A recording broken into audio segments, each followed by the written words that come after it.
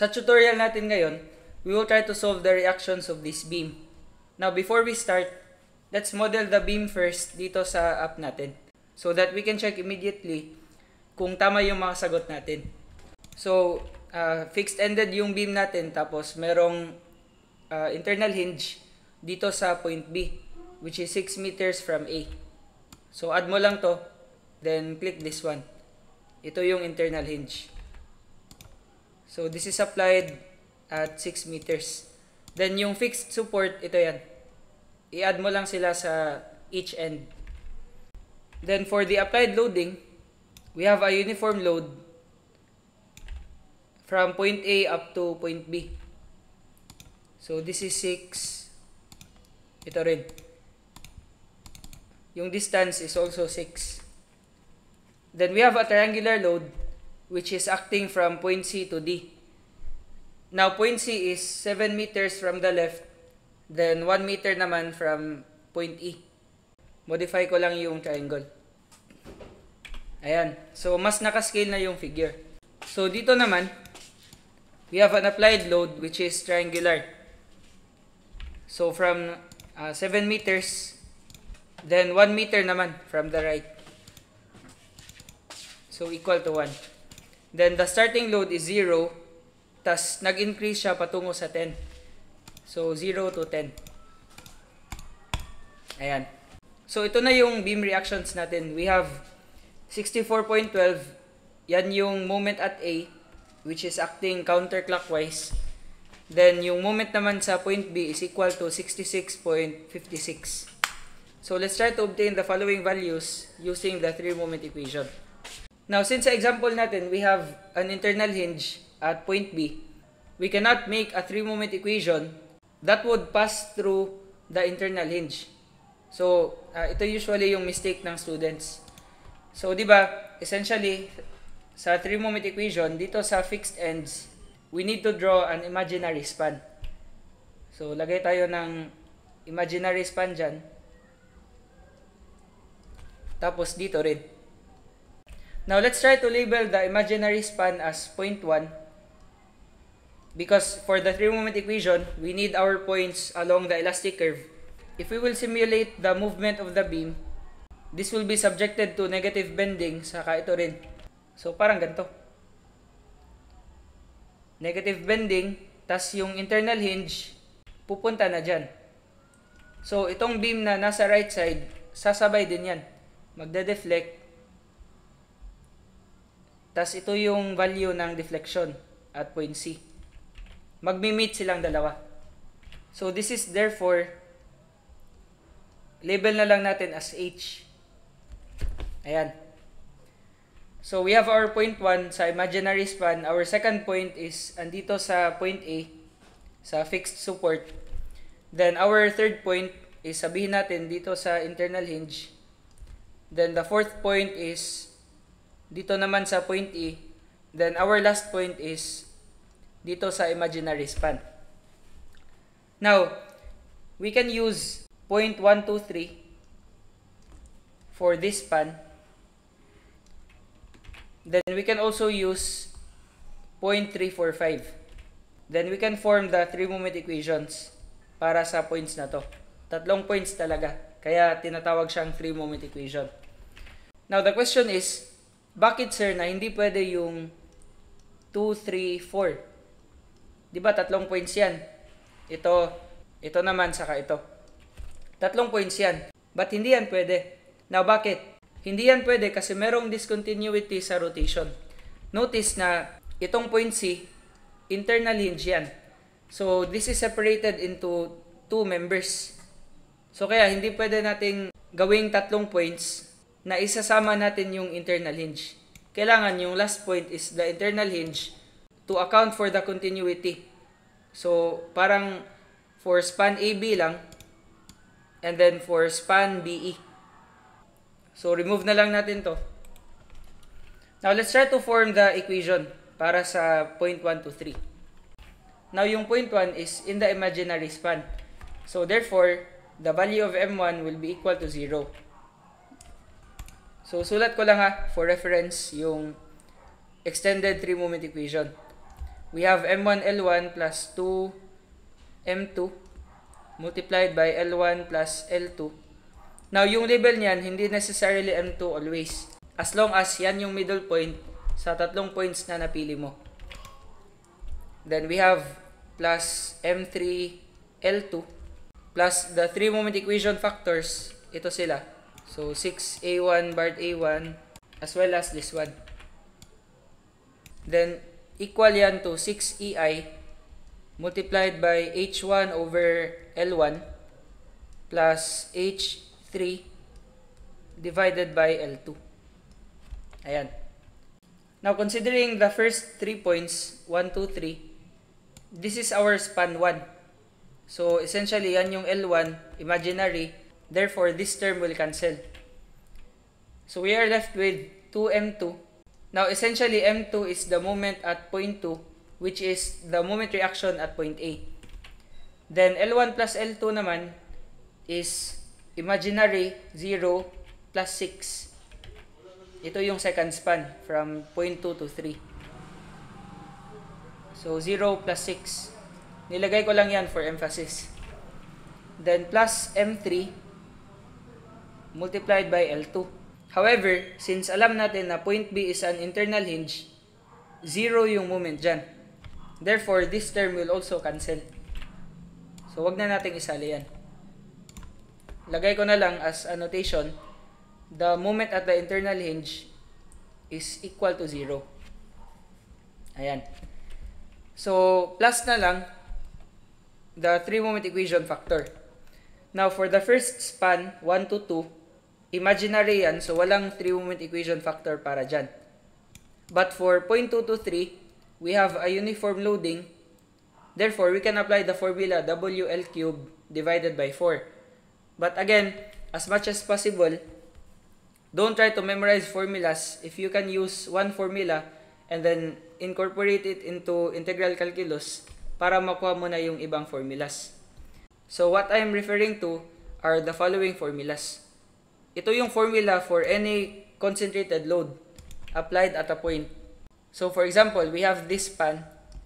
Then this is a certain load P. Ito yung distance A. Tas ito naman yung distance B. And then ito yung general formula para sa 3 moment equation factor. So we can think of uniform loads or uniformly increasing loads as a series of concentrated loads that are clumped together. So essentially, we can draw a differential element. Let's say this one, vertical element. Then we can label this as dx. Tas ito yung strip natin. Now, this has a height y equal to y. Now, the area is equal to y multiplied by dx. So, the resultant of this strip is equal to y times dx. Now, essentially, because dx is very small, this will act as a concentrated load. So, if this acts as a concentrated load, parang yan yung P sa 3 moment equation factor natin. Now, applying integration to add all of the effects from this point patungo sa point of termination, makukuha natin yung 3 moment equation factor by integrating. So, what we will do here is, since we want 6A bar B over L2, since imaginary span yan, sa first span, walang 3 moment equation factor na to. Only this one for the second span. Ito. But you can also compare this with WL cubed over 4 alternatively. But again, if you don't want to memorize formulas, you can directly use integration. So we have plus, then integrate tayo from 0 up to the termination point of the load. So just check ano yung span where the load acts. So 6 meters yan, our limit would be from 0 to 6. Kasi parang ito kasi yung measurement ng x. Ayan, ito yung strip na napili natin. So, pag nag-project tayo ng line, this is, let's say, x. Tas isa-sum up natin lahat ng effects niya. So, 0 to 6. Then, what is P? ito yung formula na i-refer natin. The value of P is equal to the resultant, which is y multiplied by dx. However, sa calculator, naka-default na yan, yung dx is nasa dulo. So, ilagay mo na lang dyan. And then, just think of the height as the load mismo. So, yan yung P. Now, what is B? The value of B is the distance from the right end patungo sa point of application ng load. So, ito yan. Yang distance na yan. So, di ba, this distance is equal to 6 minus x if this is referred to as x. Now, you can also change the limits. Let's say, dito ka, dito yung origin mo, tas to the left ka. But since nasimulan na natin, ito na lang yung configuration ko. So, y multiplied by b, which is 6 minus x. Label na lang natin. Then, we have L squared minus B squared. The length is equal to 6. Yan yung length ng second span. So, 6 squared minus B squared, which is 6 minus X squared. Ayan. So, we have this expression na. And then, we have to divide this expression by L. So, L is equal to 6 din. Now, what is Y? The value of Y is equal to 6. Kasi di ba, yung height ng uniform load is equal all throughout the length. So, the height Y is equal to the magnitude of the load, which is 6 kN per meter. So, palitan mo lang to. This is equal to 6. Ayan. Then, equate natin. We have 6 EI. Then, H1 over L1. Now, di ba, by definition, yung H1 is the difference in elevation from point 1 and point 2. Now, since point 1 and point 2 are along the same elevation, it means na 0 yung value niya. Bale, H1 is equal to 0. Now, what about point 3? Ito yung fundamental question. Ano yung sign niya? Di ba, sa 3-moment equation, ito yung assumption natin. We have point 1, tapos point 2 is below point 1 and point 3. This is our general assumption for the 3-moment equation. So, ibig sabihin pala, if point 1 and point 3 are below point 2, either of them is below point 2, the value of h will be negative. Kasi again, we are assuming na point 1 and point 3 are above point 2. Now, since sa drawing natin, point 3 is below point 2, then we have to use a negative sign. So, we have minus h. Ayan. Huwag mo na lang i-label as h3 since naka-label naman dyan na ito yung deflection niya. So, negative h, tas i-divide natin by L2. L2 is equal to 6. This is our first equation. Now, to simplify this, just input this sa calculator. Ayan. We would get 324. Now, 2 times 6, that would become 12. So, 12m2 plus 324, ayan, is equal to, magka-cancel yung 6 dyan. So, we are left with negative h EI. Ayan. Now, what if ginamit natin yung WL cubed over 4? We would get this one. 6 times length is 6. So, 6 cubed WL cubed divided by 4. We would still get 324. So, kapag magaling kang mag-memorize, then feel free to use the general formula. So, again, ito yung first equation natin. Now, for the second equation, let's look at span 3, 4, 5. Ayan. Now, itong span 3, 4, 5, sinadya ko yan na mahirap yung loading para ma-appreciate nyo yung application ng integration. So, ngayon, we have a triangular load. We can still consider a strip, kagaya ng ginawa natin sa first span. So, sabihin natin ito. Ayan. So, this is y. Tapos ito naman yung dx. Then, mas maganda kapag yung origin mo, kapag merong triangular load, dun ka magsimula sa kung saan 0 yung loading. So, this is our origin of x going to the strip. Now, mas maganda dyan ka magsa-start para mas madali mong ma-define yung ratio and proportion. So, looking at the whole triangle, the height is equal to 10. So, ratio and proportion, we have 10 is to a base of 3 meters. Height ng buong triangle, ito naman yung buong base. So, over 3. Then, equals the height of this smaller triangle, this is defined as y. So, yung y dyan is changing with x. Kasi diba 0 siya dyan, tas nag-increase siya patungo sa 10. So, kaya we have to define y in terms of x. So, yung height is y, the base is x, y is to x. Therefore, y is equal to 10 over 3 multiplied by x. Ayan. So, this is the value of y. Then, the resultant is essentially still y multiplied by dx. So, same pa rin kanina. Integrate natin para makuha natin lahat ng effects niya. Then, let's try to check. We have points 3, 4, 5. Point 3 is nasa internal hinge. Therefore, the moment is equal to 0. So, M3 is equal to 0. Wala tayong term para dyan. And then, our middle point is 4. Ayan. So, we have 2 times M4. Refer tayo dyan. Then, L1 is equal to this span, which is 3 plus 1 plus 1, 5 meters, plus the length of the second span.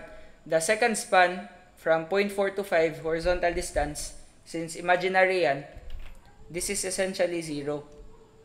And then, we have to add plus M3L2, or the moment of the third point. Now, since this is imaginary, M5 is equal to 0. So, wala na yan. Then also, 6A2 bar B2 over L2 is also 0 since imaginary yung second span. So, ito na lang yung hahanapin natin. 6A1 bar A1 divided by L1, which is this formula. So, ano yung P? P is equal to 10 over 3x multiplied by dx. But again, yung masusulat lang natin sa calculator is this expression only. So, 10 thirds x. Then, we have to integrate from the origin, 0, up to the span of the loading. So, 3 meters lang yung limits natin. From 0 to 3. So, again, this is P. Now, what is A? The value of A is measured from the left end patungo sa point of application of the load. So, if you are considering this span BCDE, then we would start here. So, the value of A is equal to this distance. Now, as defined, this is x. Ayan, this is x. Tas ito naman, this is equal to 1 meter. Now, since the distance from the left end patungo sa load, yan yung value ng A, the value of A pala, total value niya is equal to 1 plus x. Ito. Now, this is true for any point along the triangular load. So, we have here times 1 plus x. Then, L squared minus A squared. So, L is equal to 5 meters. 5 squared, then minus A squared, 1 plus x squared. Now, again 5 yan. Huwag mong gamitan ng 3.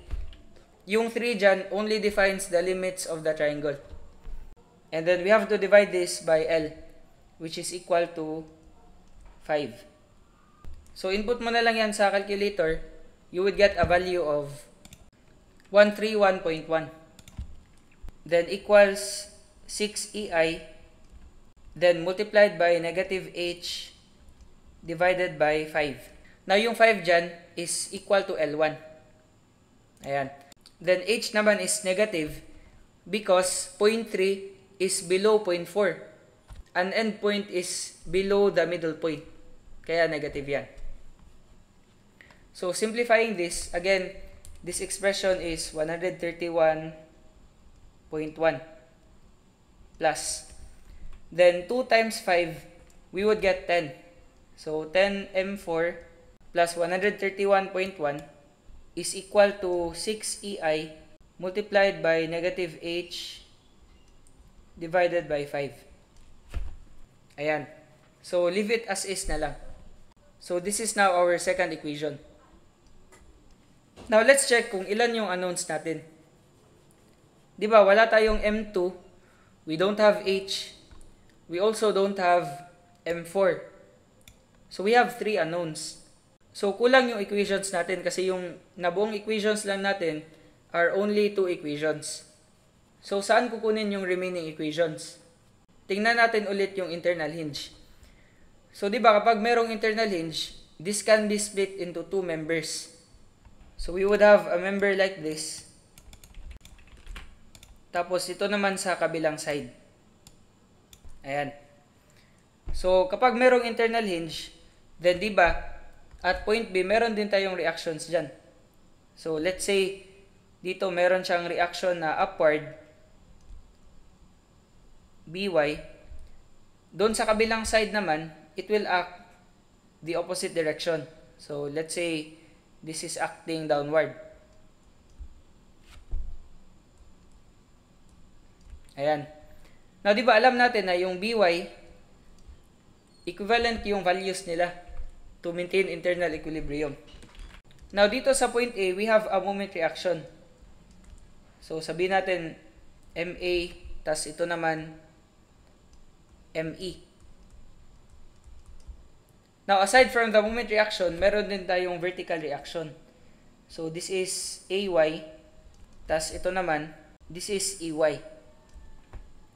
Now, to eliminate EY saka AY sa solution natin, dyan na lang tayo magmo-moment. Take note that our only unknown here is BY as well as the end moments. So, we are essentially introducing a new equation. So, for the left side, summation of moments tayo about point A equal to 0. So, we would have MA, yung direction niya is counterclockwise as assumed. So, minus MA. Then, BY will cause a counterclockwise rotation about A. So, minus BY multiplied by 6. Then, yung 6 kN per meter, meron siyang resultant reaction dyan, which is 6 times 6 equal to 36 kilonewtons. Then, its moment arm going to A is equal to half of 6, which is 3 meters. Then, yung rotation niya is clockwise. So, plus 36 multiplied by 3. Then, set this one to 0. Ayan. Now, another equation we can form is considering the right side. So, summation of moments about point E equal to 0. So, we have negative BY. This will cause a counterclockwise rotation about E. Then, our moment arm is equal to 5. Then, for the triangular load, meron yang reaction dyan, resultant reaction, which is 1/2 times the base 3 multiplied by the height. So, this is equal to 15 kilonewtons. Then, our moment arm going to point E is 1/3 of 3. Yung centroid niya, 1/3 patungo sa height. Then, plus this remaining distance, which is 1 meter. So, minus 15. Counterclockwise rotation pa rin. Then, 1/3 of 3, which is essentially just equal to 1. So, 1 plus 1. Ayan, 1 plus ito. Then, yung ME is acting clockwise as assumed. So, plus ME equals 0. We have this equation, 1, 2. This is our third equation. And we have our fourth equation. So, 4 equations. Then, let's check kung ilan yung unknowns natin. Unknown yung M2, yung H, as well as M4, and also BY. So, we have 4 equations, 4 unknowns. Therefore, we can solve the equation simultaneously to obtain the solution. So, this would be our third equation. Tas ito naman yung fourth equation. Ayan. Now, for the purpose of saving time, let's just solve this using MathCAD. But you can solve this using your calculator by simplifying the equations such that it will mimic the calculator's configuration for 4 equations, 4 unknowns. But it's only possible to be solved using the Canon calculator. So for Canon calculators, you can press mode, then equation, then you can solve 4 unknowns. This is a limitation of other calculators kasi yung ibang calculators hanggang 3 unknowns lang yung masosolve nila. But again, I'll just be using MathCAD to save time. Dito na lang. So to those na merong MathCAD, you can follow along. The first thing you have to do is press Ctrl 7. Then for the guess values, input mo lang yung variables, then set it to 0. Yan yung initial guess value natin. So we have M2, we don't know M2, saka H. Then we also don't know M4, as well as BY. Ito yung 4 unknowns natin. Then for the constraints, just input the equations. So our first equation is this one. 12M2 plus 324. Now actually, yung EI dyan, hindi yan magmamatter sa calculation natin because it is assumed to be constant. It will just cancel. So what you have to input lang is 12M2 plus 324, then equals negative H lang. You can also do this sa calculator mo. Huwag mo nang pansinin yung EI. Then for the second equation, we have 2M4. Ito pala. Na-simplify na pala natin. 10M4 plus 131.1 equals 6 multiplied by negative 1 over 5. So, times negative 1 over 5. Again, just treat EI as 1 to simplify the calculation. Now, for the third equation, we have negative MA, this one, minus BY times 6, then plus 36 multiplied by 3. Set this to 0. Then our last equation is negative BY times 5, tapos minus 15 multiplied by 1 plus 1 or 2 plus ME. Now, yung label ko dyan is ME. Diba? Tas ito naman MA. But in our initial figure, this was defined as M2, tas ito naman M4, yung ME. So, modify na lang natin. M2 yan, tas ito naman M4. Para consistent yung labels. So, M2 then M4 equals 0. So, to solve the unknowns, just input find, then parenthesis. Input natin yung variables. We have M2, comma H, comma M4, comma BY. So, press equals, we would get all the unknowns. Ayan. So, math formatting na lang, then decimal, ito na yung values. Teka lang meron pala tayong isang crucial mistake. Take note na dito sa 3-moment equation, yung M2 natin saka M4 assumed to be positive. Now, kapag positive yung assumption, di ba, if merong positive bending, di ba ito yan. So, if positive bending, the left end is subjected to a clockwise movement, then the right end naman is subjected to a counterclockwise movement. Now, we need to follow the conventions that we have set. So, since M2 was assumed to be positive following the positive effect, then M2 is located at the left end. Therefore, we are essentially assuming a clockwise rotation. Ayan, take note. Now, M4 was also deemed to be positive. So, at the right end, we are assuming a counterclockwise rotation. So, we have to change a few things. Dito sa MA, since our initial assumption sa three-moment equation was the positive effect, then this must act clockwise. Clockwise following the left end. Then, ME naman must act counterclockwise following the right end.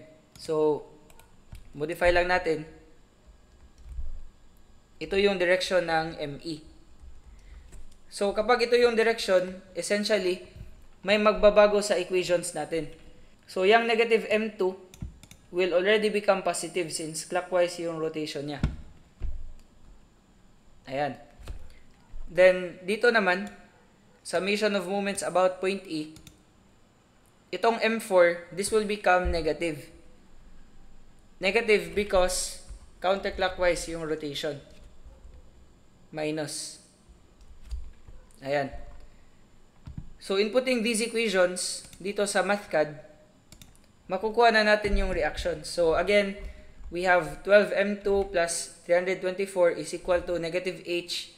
Just disregard EI since constant lang yan. Then, the second equation is 10M4 plus 131.1 is equal to 6 multiplied by negative H over 5.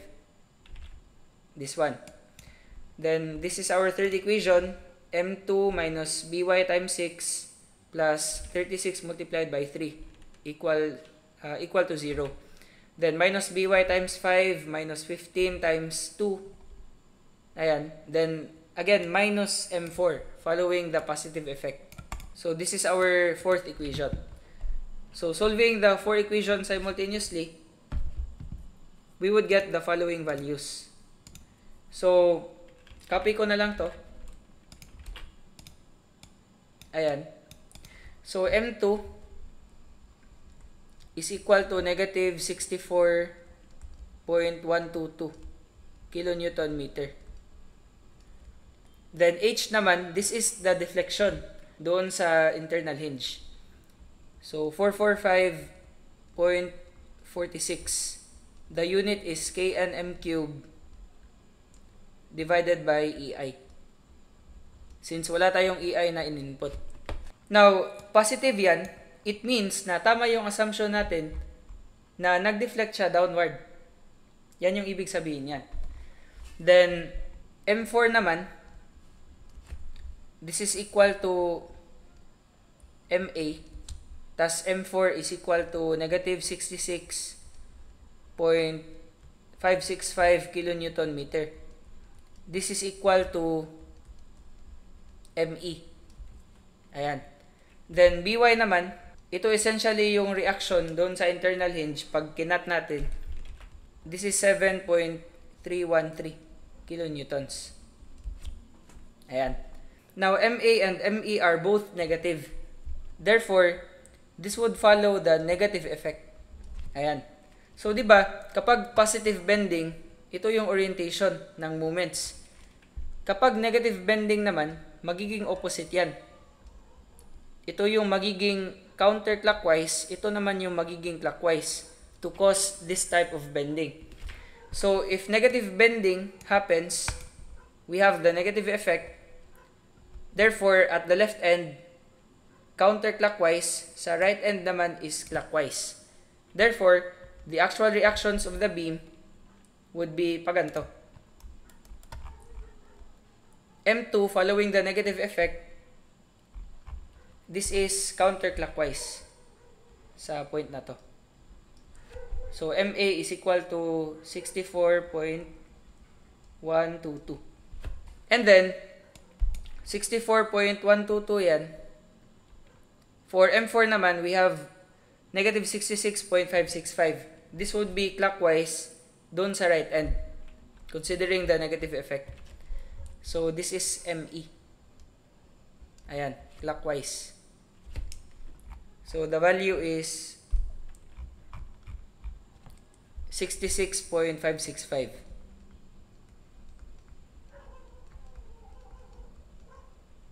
Ayan. So, ito na yung reactions natin para sa moments. Move ko lang to. So, ngayon, if we are to solve all the reactions, including the vertical reactions, let's say, this is AY, then ito naman, this is EY. So, move natin to. Sum up lang tayo ng moments about any point.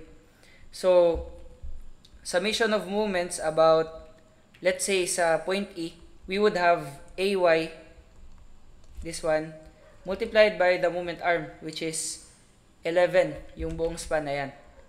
So, AY times 11, then minus 36, yung resultant niyan. The moment arm is 3 plus 5 meters. So, 8. Then, we have this resultant load. Na-solve na natin yan kanina. 15 kilonewtons. Then, the moment arm is 2 meters going to point E. Ayan. So, minus pa rin 15 times 2. Then, don't forget the moment reactions. We have 64.122 acting counterclockwise. So, minus 64.122. Then, ito naman, acting clockwise, 66.565 plus. Then, set this to 0. So, solving AY, we have x times 11 minus 36 times 8 minus 15 times 2 minus 64.122 plus 66.565. Set to 0. Ayan, we have 28.687. Then, this is kilonewtons. Ayan. So, check natin. 28.687. Tama lang. Then, for this reaction naman, we can just sum up forces vertical to obtain 22.31. So, summation of forces vertical, we would have AY, which is 28.687.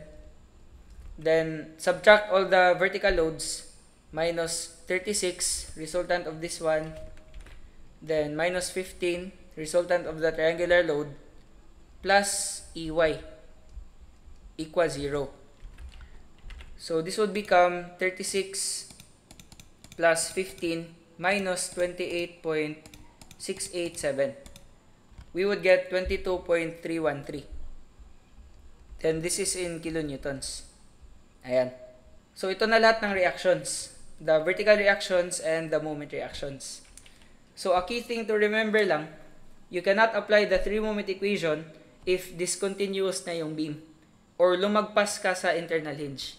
So, you can only analyze one section with the internal hinge, then just analyze the other section.